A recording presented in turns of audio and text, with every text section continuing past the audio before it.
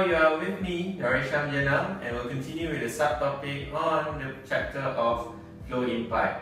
So for today, we're going to continue with the study on the condition of laminar and turbulent flow, and I hope you're going to check out this video and wait until the end of it. Bye bye!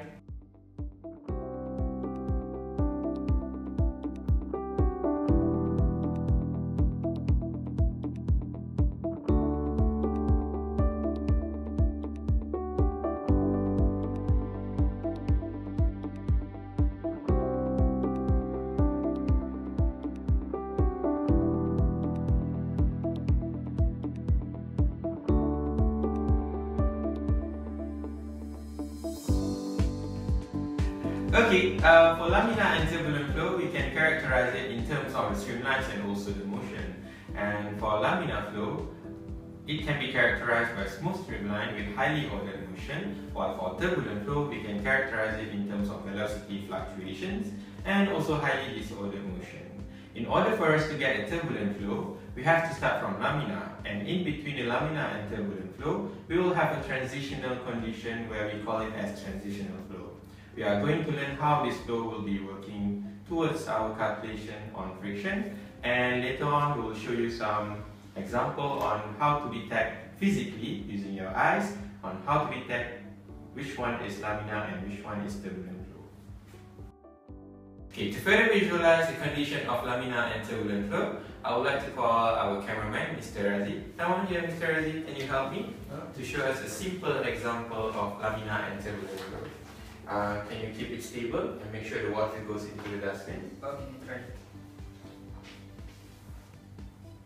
Okay, so what you see right now is colored water inside the bottle, and we are trying to flow the water down into the dustbin. So you can see from here, the top part of the flow is low in velocity, while the bottom part is high in velocity. So the top part of the system is actually a laminar flow, while the bottom part is a turbulent flow. So somewhere in between, we'll have some laminar and some turbulent, and this transitional flow will be the one connecting between laminar and turbulent flow.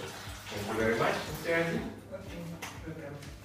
And after this, we'll show you how to calculate the Reynolds number, and through the Reynolds number, we can know whether it is a laminar flow or a transitional flow, or is it a turbulent flow. So till then, bye.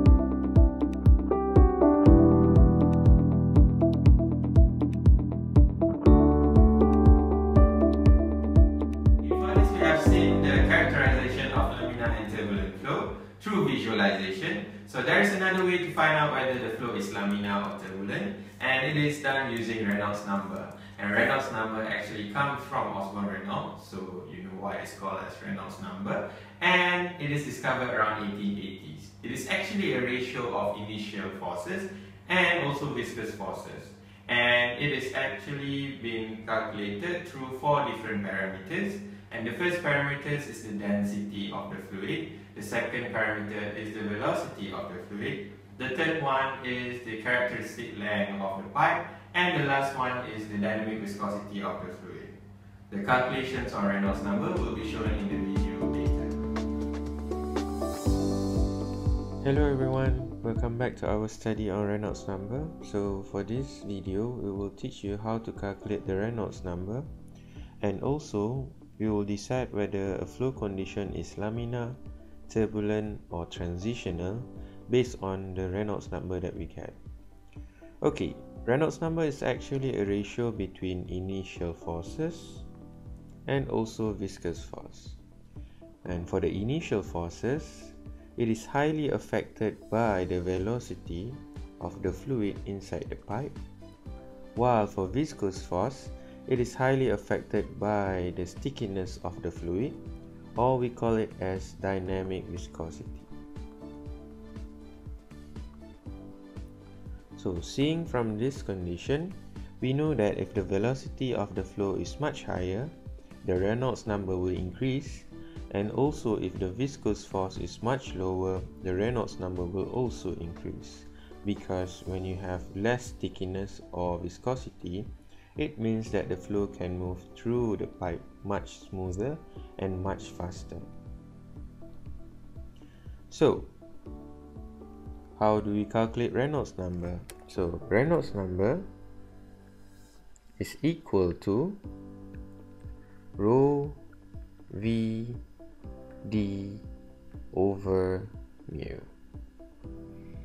Okay, the rho is actually the density of the fluid. The V is the velocity of the flow, and for the d, it is actually the characteristic length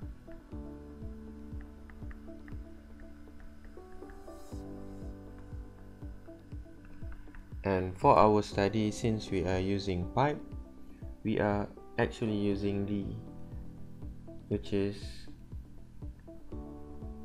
the diameter of the pipe.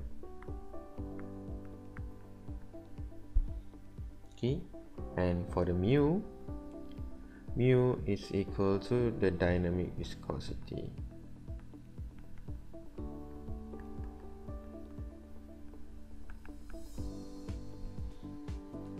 Okay, the dynamic viscosity can also be changed into kinematic viscosity, and this is something that we learned in chapter 1, where mu, which is dynamic viscosity,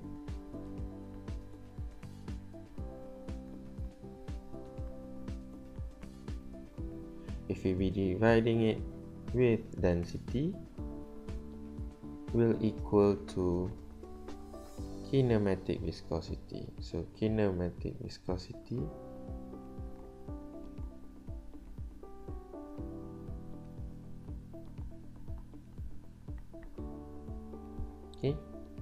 can be used in the Reynolds number by changing the Reynolds number into this equation.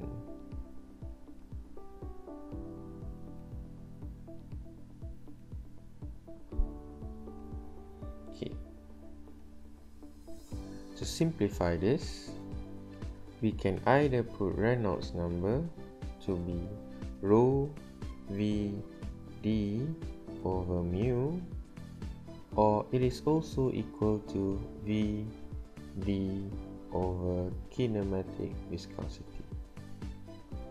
Okay, since both the top and the bottom part of our equation is forces, so it means that the unit will be the same. So for this particular equation, Reynolds number is dimensionless, meaning we don't have any unit for Reynolds number. Okay, so what is the importance of Reynolds number to our study? So in order for us to know whether the flow is laminar, turbulent, or transitional, we have to know the RE critical of the study. So RE critical is a number which represents the condition when laminar becomes turbulent. So for piping system, the RE critical is equal to 2300. So because of that, if you have RE lower than 2300, the flow can be considered as laminar. If the RE is in between 2300 and 4000, the flow is considered to be transitional, which means the flow is fluctuating between laminar and turbulent, while if the RE is higher and the same as 4000, the flow will be turbulent.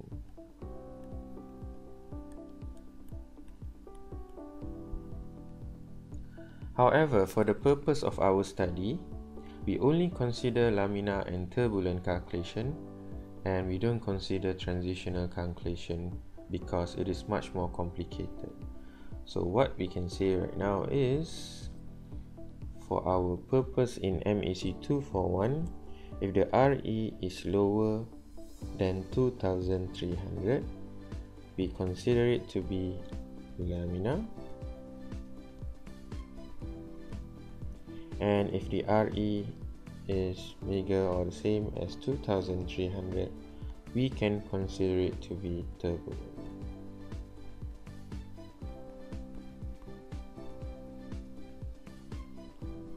Okay, I think that covers out the calculation for Reynolds number, and hope to see you again later. So till then, I'm Sham, good luck and bye bye.